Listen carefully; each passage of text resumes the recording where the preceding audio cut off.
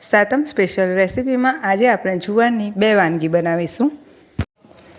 જેઓ ખાવામાં ઘઉંનો ઉપયોગ ના કરતા હોય તે લોકો માટે આ બેસ્ટ ઓપ્શન છે। આજે આપણે બનાવીશું જુવારની પૂરી અને જુવારના ખાટા વડા। જુવારની પૂરી અને વડા ખાવામાં ખૂબ જ ટેસ્ટી લાગે છે, બનાવવામાં ખૂબ જ સરળ છે। વિડીયો અને રેસિપી પસંદ આવે તો વિડીયોને લાઇક કરીને શેર કરવાનું ન ભૂલશો અને ચેનલ આપ પહેલીવાર જોઈ રહ્યા હોય તો ચેનલને જરૂરથી સબસ્ક્રાઈબ કરજો। ચાલો આપણે રેસિપી શરૂ કરીએ। જુવારના વડા બનાવવા માટે અહીં મેં અડધી વાડકી જેટલું દહીં લીધું છે। અહીં મેં વધારે ખાટું નથી એવું દહીં યુઝ કર્યું છે। જો તમને એકદમ ખાટા વડા પસંદ હોય તો તમે એકદમ ખાટું દહીં પણ યુઝ કરી શકો છો। હવે દહીંમાં અડધી ચમચી જેટલી હળદર, અડધી ચમચી જેટલું લાલ મરચું પાવડર, અડધી ચમચી જેટલું ધાણા જીરું પાવડર ઉમેરીશું। હવે એમાં 5 ચમચી જેટલી હિંગ ઉમેરીશું, સાથે સ્વાદ પ્રમાણે મીઠું ઉમેરીશું। હવે એમાં 1 ચમચી જેટલી ખાંડ ઉમેરી દઈશું। હવે એમાં 2 મોટી ચમચી જેટલા સફેદ તલ ઉમેરીશું। તલ ઉમેરવાથી આ વડાનો સ્વાદ ખૂબ જ સરસ આવે છે। હવે એમાં 2 ચમચી જેટલી કસૂરી મેથી ઉમેરીશું। કસૂરી મેથીની જગ્યાએ તમે ફ્રેશ લીલી મેથી પણ ઉમેરી શકો છો। હવે એમાં 2 મોટી ચમચી લીલા ધાણા ઉમેરી દઈશું। હવે દહીં અને મસાલાને એકદમ સરસ રીતે મિક્સ કરી લઈશું। હવે બધા મસાલાને દહીં સાથે સરસ રીતે મિક્સ કરી લીધા છે। હવે એમાં આપણે અડધી વાડકી જેટલો રવો ઉમેરી દઈશું। રવો ઉમેરવાથી જુવારના વડા એકદમ ક્રિસ્પી બનીને તૈયાર થશે। હવે રવાને સરસ રીતે મિક્સ કરી લીધો છે। હવે એમાં 1 પિંચ જેટલો ખાવાનો સોડા ઉમેરીશું। સોડાને સરસ રીતે મિક્સ કરી લઈશું। સોડા ઉમેરવાથી વડા થોડા સોફ્ટ બનીને તૈયાર થશે। હવે પચવામાં સરળતા રહે એ માટે 5 ચમચી જેટલો અજમો અને અડધી ચમચી જેટલી વરિયાળી ઉમેરીશું। હવે આ મિશ્રણમાં આપણે ધીમે ધીમે કરીને જુવારનો લોટ ઉમેરતા જવાનું છે। હવે 1 વાડકી જુવારનો લોટ સરસ રીતે મિક્સ કરી લેવાનો છે। એ મિક્સ થઈ જાય એટલે આપણે બાકીનો જુવારનો લોટ ઉમેરીશું। હવે 1 વાડકી લોટ સરસ રીતે મિક્સ કરી દીધો છે। હવે એમાં બાકીનો 1 વાડકી લોટ ઉમેરી દેવાનો છે। એ લોટને પણ સરસ રીતે મિક્સ કરી લઈશું। પહેલાં સૂકા લોટને જ સરસ રીતે મિક્સ કરી લેવાનો છે। હવે લોટ સરસ રીતે મિક્સ થઈ ગયો છે, પણ મિશ્રણ થોડું ડ્રાય છે, તો એમાં હવે આપણે થોડું પાણી ઉમેરીશું। મિશ્રણમાં થોડું પાણી ઉમેરતા જઈને લોટ બાંધીને તૈયાર કરવાનો છે। આ લોટ એકદમ ઢીલો નથી કરવાનો, આપણે જે રોટલા માટે લોટ તૈયાર કરીએ છીએ એ જ રીતે તૈયાર કરવાનો છે। હવે એમાં 2 મોટી ચમચી જેટલું તેલ ઉમેરી દઈશું। તેલને લોટમાં સરસ રીતે મિક્સ કરી લેવાનું છે। હવે લોટમાં તેલ ઉમેરીને એને સરસ રીતે મિક્સ કરી લીધું છે અને ધીમે ધીમે પાણી ઉમેરતા જઈને આ રીતનો કઠણ લોટ બાંધીને તૈયાર કરી લીધો છે। લોટમાં હવે છેલ્લે આપણે આદું, મરચાં અને લસણની પેસ્ટ ઉમેરી દઈશું। વડા માટેનો લોટ આપણે બાંધીને તૈયાર કરી લીધો છે। એને હવે આપણે અડધો કલાક માટેનો રેસ્ટ આપીશું। આ વડાને 3 થી 4 કલાક પલાળવાની ઝંઝટ વગર માત્ર અડધો કલાકમાં તૈયાર કરી શકાય છે। વડાના લોટને હવે અડધો કલાક માટેનો રેસ્ટ આપી દીધો છે। લોટ થોડો સોફ્ટ થઈ ગયો છે। જો પહેલેથી જ આપણે લોટ સોફ્ટ રાખીએ તો હમણાં એકદમ ઢીલો થઈ જાય, એટલે આપણે લોટ એકદમ કઠણ બાંધીને તૈયાર કર્યો હતો। લોટને હવે થોડીવાર માટે મસળી લીધો છે। હવે એમાં આપણે જે પ્રમાણેના વડા બનાવવાના હોય એ સાઇઝ પ્રમાણે એના લુવા બનાવીને તૈયાર કરવાના છે। હવે વડાના લોટમાંથી એક લુવો લઈને એને હથેળીમાં આ રીતે થાપી દેવાનો છે। વડાને હવે થોડું દબાવીને ચપટા કરી લેવાના છે। હાથેથી થાપી લીધા પછી ઉપર થોડા તલ પ્રેસ કરવાના છે। તલને હવે સરસ રીતે દબાવી દીધા છે। આ રીતે તલ ઉમેરવાથી વડા ખાવામાં પણ સરસ લાગે છે અને દેખાવમાં પણ સરસ લાગે છે। હવે આ રીતે આપણે બાકીના વડા પણ તૈયાર કરી લઈશું। તમે એક બાજુ વડા બનાવતા જઈને બીજી બાજુ એને તળી પણ શકો છો। અહીં આપણે પહેલાં થોડા વડા બનાવીને તૈયાર કરી લઈએ। હવે અહીં થોડા વડા બનાવીને તૈયાર કરી લીધા છે અને વડા તળવા માટે તેલ પણ ગરમ કરી લીધું છે। તેલ પહેલાં થોડું ગરમ હોવું જોઈએ, પછી ફ્લેમને મીડિયમ પર કરી દેવાની છે। હવે ગરમ તેલમાં આપણે વડા ઉમેરતા જઈશું। જેટલા તેલમાં સમાય એટલા વડા ઉમેરવાના છે। વડાને હવે થોડીવાર માટે તળાવા દેવાના છે, પછી જ એને અલટ પલટ કરવાના છે। હવે વડા થોડા તળાઈ ગયા છે એટલે એને આપણે પલટાવી દઈશું। હવે વડાનો કલર થોડો ચેન્જ થાય અને બબલ્સ આવતા ઓછા થઈ જાય ત્યાં સુધી આપણે વડાને તળી લેવાના છે. આ વડા ખૂબ જ સરસ એકદમ ફૂલેલા તૈયાર થશે. વડાનો કલર ખૂબ જ સરસ ગોલ્ડન કલર આવી ગયો છે. હવે વડા તળાઈ ગયા છે.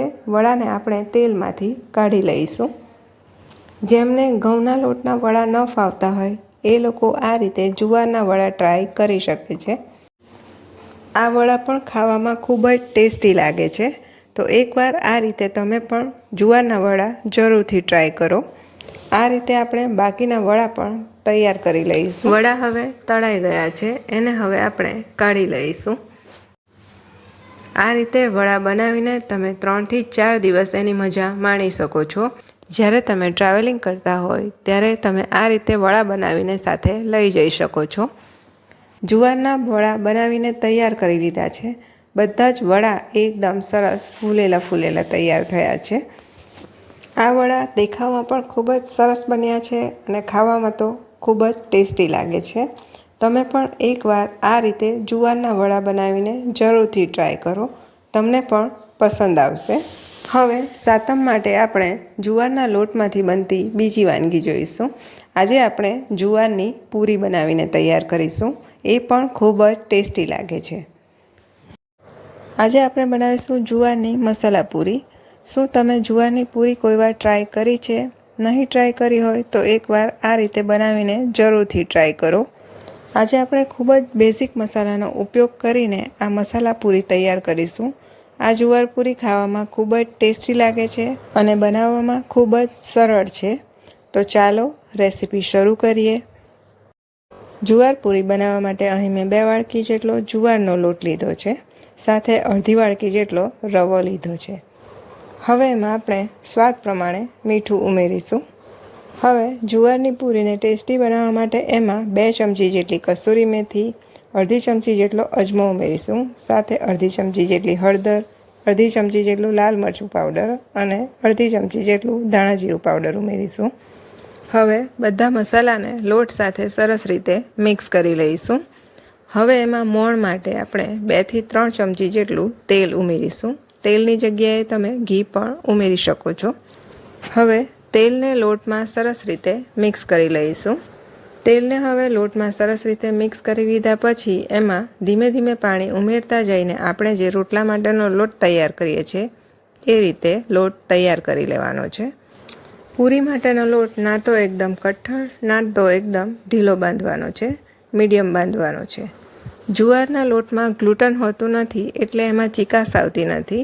એટલે જુવારના લોટને થોડીવાર માટે મસળી લેવાનો છે. આ લોટને મસળ્યા પછી આપણે રેસ્ટ નથી આપવાનો. લોટ મસળ્યા પછી તરત જ એમાંથી પૂરી બનાવીને તૈયાર કરી લેવાની છે.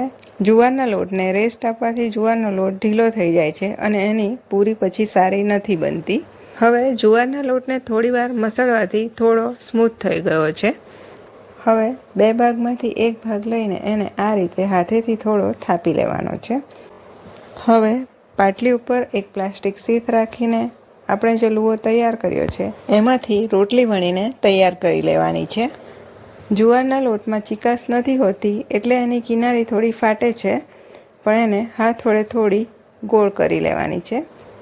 હવે વેલણથી આપણે જે રોટલી વણીએ છીએ એ જ રીતે જુવારના લોટમાંથી રોટલી વણીને તૈયાર કરી લેવાની છે. જુવારના રોટલાની થિકનેસ થોડી પાતળી રાખવાની છે. હવે રોટલી વણીને તૈયાર કરી લીધી છે. હવે પૂરી બનાવવા માટે અહીં મેં ગ્લાસ લીધો છે. એની મદદથી આપણે આ રીતે પૂરીને કટ કરી લેવાની છે. હવે ગ્લાસની મદદથી પૂરી કટ કર્યા પછી સાઈડનો વધારેનો ભાગ કાઢી લેવાનો છે. પૂરીની થિકનેસ મીડિયમ રાખવાની છે. જો વધારે થીક હોય તો એને વેલણની મદદથી થોડી વણી લેવાની છે. હવે જુવારના લોટની પૂરી તૈયાર કરી લીધી છે. હવે એને તરત જ તેલમાં તળી લેવાની છે. પૂરી તળવા માટે અહીં મેં તેલ ગરમ કરવા માટે રાખી દીધું હતું. તેલ ગરમ થઈ ગયું છે. પૂરીને તળવા માટે ગેસની ફ્લેમને મીડિયમ ટુ હાઈ રાખવાની છે. જો સ્લો ફ્લેમ પર પૂરી તળવામાં આવે તો પૂરીમાં તેલ વધારે ભરાય છે. એટલે ગેસની ફ્લેમને મીડિયમ ટુ હાઈ જ રાખવાની છે. હવે પૂરી એક તરફ તળાય એટલે એને પલટાવીને બીજી તરફ તળી લેવાની છે. પૂરીને અલટ પલટ કરતા જઈને તળી લેવાની છે. પૂરી થોડી ક્રિસ્પી થાય અને પૂરીનો કલર ચેન્જ થાય ત્યાં સુધી પૂરીને તળી લેવાની છે. પૂરીનો કલર ચેન્જ થઈ ગયો છે અને તેલમાં બબલ્સ આવતા પણ ઓછા થઈ ગયા છે. પૂરી તળાઈ ગઈ છે. હવે એને કાઢી લઈશું. એ જ રીતે આપણે બાકીની પૂરી પણ તળી લઈશું. જે લોકોને ગ્લુટનની એલર્જી છે તેઓ આ રીતે જુવારની પૂરી બનાવીને ખાઈ શકે છે. જુવારની બધી પૂરી એકદમ દડા જેવી ખીલીને તૈયાર થાય છે. તમે પણ એકવાર આ રીતે જુવારની મસાલા પૂરી જરૂરથી ટ્રાય કરો. તમને પણ ખૂબ જ પસંદ આવશે. આ પૂરી તમે ચા સાથે ખાઈ શકો છો, દહીં સાથે અથવા અથાણું સાથે પણ ખાઈ શકો છો. ખાવામાં આ પૂરી ખૂબ જ ટેસ્ટી લાગે છે. વિડીયો અને રેસીપી પસંદ આવ્યા હોય તો વિડીયોને લાઇક કરીને શેર કરવાનું ન ભૂલશો અને ચેનલ પર નવા હો તો ચેનલને જરૂરથી સબસ્ક્રાઈબ કરો. ફરી મળીશું નવા વિડીયો સાથે. ત્યાં સુધી આપ સ્વસ્થ રહો અને મસ્ત રહો.